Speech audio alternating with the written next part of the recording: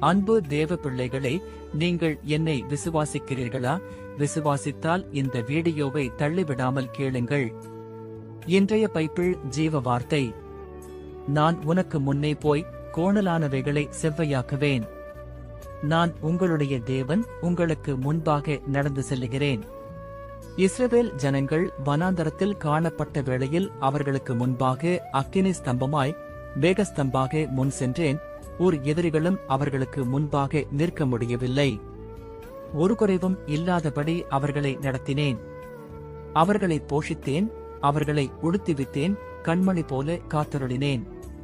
என்னுடைய மந்தையின் ஆடுகளாகிய உங்களுக்கு முன்பாக நடந்து செல்லுவேன். சேனாதிபதியாக உங்களுக்கு முன்பு கடந்து சென்று யுத்தம் செய்வேன். என் சமூகம் உனக்கு முன்பாகச் செல்லும். என் தயையை எல்லாம் உனக்கு முன்பாக கடந்து போக பண்ணுவேன்.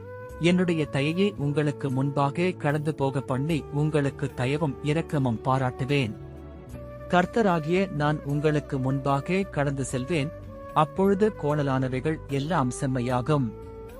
லிவியாதான் என்னும் கோணலான சர்ப்பம் என்று வேதம் பிசாசை அழைக்கிறது. ஏசாயா 27:1. பிசாச்சு கோணல்களை உண்டு பண்ணுகிறவன், பாதைகளை கடினப்படுத்துகிறவன், குடும்ப வாழ்க்கைகளில் கோணல்களை கொண்டு வருகிறவன், தடைகளையும் பிரச்சனைகளையும் உருவாக்குகிறவன், எளிதாக மேற்கொள்ளக்கூடிய காரியங்களை கூட கடினப்படுத்துகிறவன், எண்ணங்கள் நினைவுகளில் தாறுமாறுகளை உண்டு பண்ணுகிறவன்.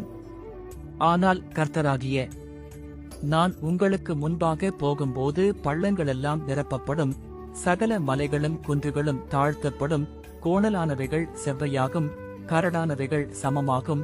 காரணம், நான் எல்லாவற்றையும் செவ்வையாக்குகிற தேவன்.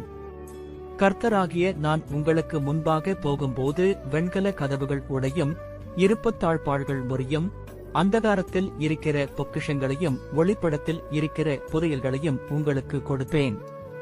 தடைப்பட்டு போன எல்லா ஆசீர்வாதங்களையும் கர்த்தராகிய நான் உங்களுக்கு திரும்பத் தருவேன். நீங்கள் காத்திருக்கும் காரியங்களில் ஜெயத்தை கட்டளையிடுவேன். நீங்கள் என்னை விசுவாசித்தால் ஆமென் சொல்லுங்க.